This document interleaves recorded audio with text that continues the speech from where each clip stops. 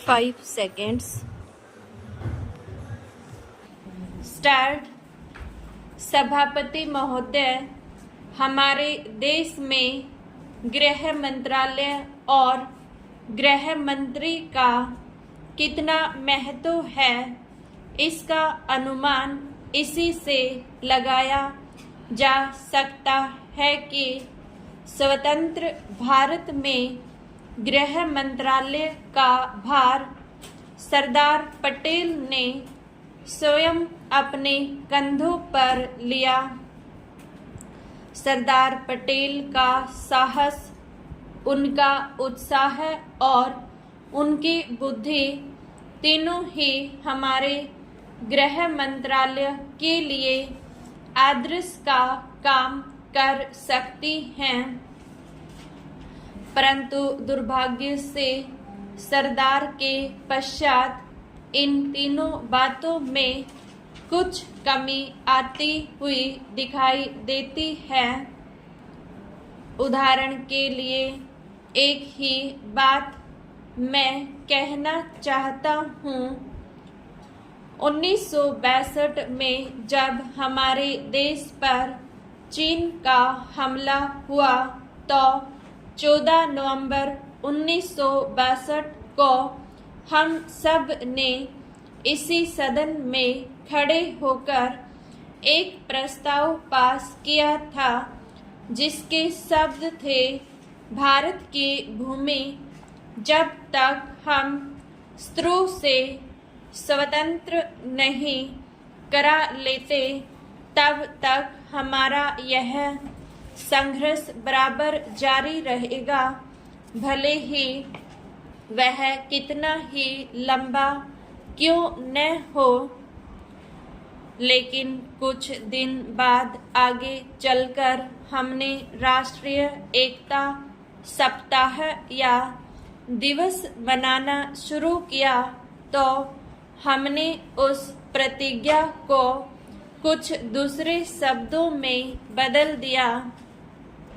उस प्रतिज्ञा के शब्द थे, मैं अपने देशवासियों के संकल्प को दोहराता हूँ कि मैं अपने देश की स्वतंत्रता तथा एकता की रक्षा करूँगा, चाहे इसके लिए कितना ही कड़ा और लंबा संघर्ष क्यों न करना पड़े।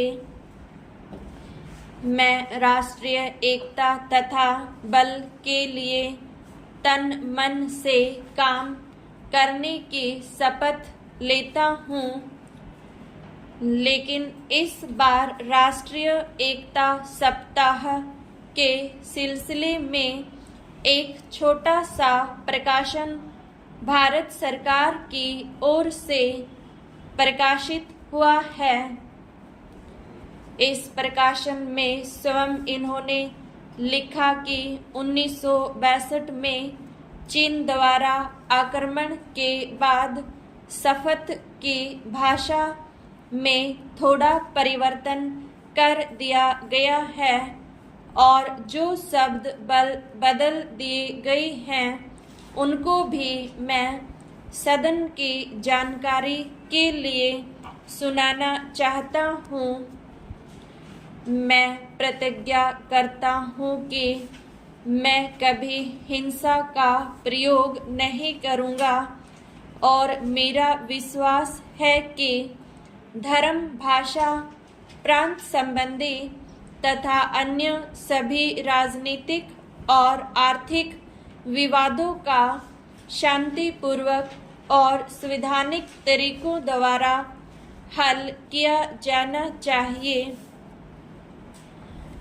अब मैं आपके माध्यम से जानना चाहता हूँ कि 1962 में संसद ने जो निर्णय किया था, क्या भारत सरकार अपने उस निर्णय से हट रही है? अगर सरकार अपने निर्णय से हट रही है तो यह जो सरकारी प्रकाशन आया है, जिसके द्वारा 1962 की शपथ में परिवर्तन किया गया है, इसका आधार क्या है? सभापति महोदय, हम यह समझे कि किसी तरह का चीन का दबाव इस सरकार पर पड़ रहा है, जिससे सरकार के सोचने के ढंग में परिवर्तन कर दिया है। मैं गृह मंत्री से विशेष रूप से यह कहना चाहता हूँ कि सरदार पटेल जिस जगह पर बैठे थे, आज आप उसी जगह पर बैठे हुए हैं और राष्ट्र की आंतरिक सुरक्षा का भार आपके कंधों पर है। इस प्रकार के प्रकाशन सरकार की दुर्बलता के सूचक हैं। दूसरी बात मैं सांप्रदायिक दंगों के संबंध में कहना चाहता हूँ। इन सांप्रदायिक दंगों से निश्चय ही हमारे देश की जो आंतरिक स्थिति है वह बिगड़ती जा रही है। दुनिया के दूसरे देशों में हमारा देश बदनाम हो रहा है।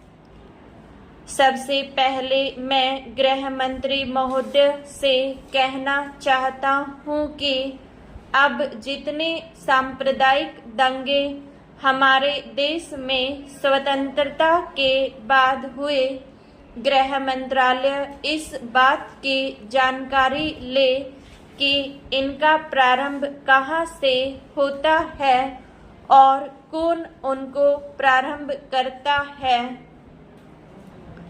अगर इस देश का बहुमत उनको प्रारंभ करता है, तब तो मेरा कहना यह है कि बड़ी कड़ाई के साथ उन पर काबू किया जाना चाहिए।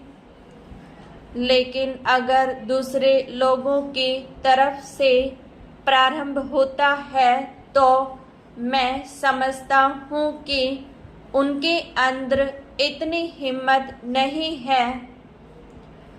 जब वे जानते हैं कि इसका परिणाम यह होगा कि हमको और हमारे दूसरे सहयोगियों को चोट लग सकती है, फिर भी वे इसका प्रारंभ करें, तो मुझे ऐसा लगता है कि कोई तीसरी शक्ति अवश्य है जो आज भी 5 दशकों के पश्चात हमारे सामाजिक जीवन को दुखी बनाना चाहती है। उदाहरण के लिए मैं एक ही बात कहना चाहता हूँ। पहले गृह मंत्रालय जब अपनी वार्षिक रिपोर्ट प्रकाशित करता था, तब उसमें बतलाया जाता था कि हमारे देश में दुनिया के किस किस देश के कितने नागरिक रह रहे हैं। लेकिन अब शायद जानबूझकर गृह मंत्रालय ने अपनी कमी को छिपाने के लिए इन आंकड़ों को देना बंद कर दिया है। लेकिन फिर भी प्रश्नों के उत्तर में कभी-कभी कुछ इस प्रकार के आंकड़े सामने आ जाते हैं। अभी हाल में जब यहाँ पूछा गया कि हमारे देश में पाकिस्तान के कितने नागरिक ऐसे हैं जो पासपोर्ट लेकर रह रहे हैं, तब उत्तर में सरकार ने बतलाया कि इस समय पासपोर्ट के आधार पर भारत में रह रहे पाकिस्तानी नागरिकों की संख्या लगभग 217,000 है।